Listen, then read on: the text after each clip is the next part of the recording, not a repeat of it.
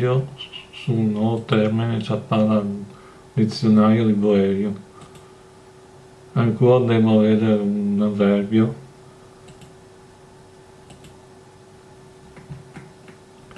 che è quello che il nome è sinamai o sinamente, e significa dice grandissimamente, moltissimo in quantità.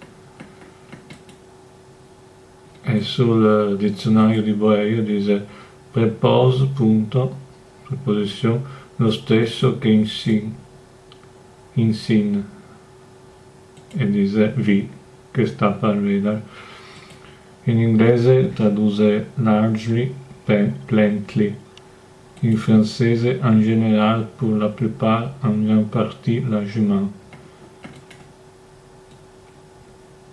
E dunque dice che corrisponde all'avverbio in sin, che andremo a vedere poi in un altro video.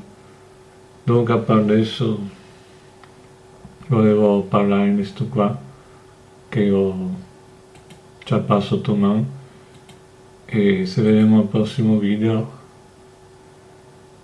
Adesso non so quando che parlerò dei sin, però prima o poi farò un video anche su sta parola qua, su sto avverbio qua. Dunque se vediamo al prossimo video.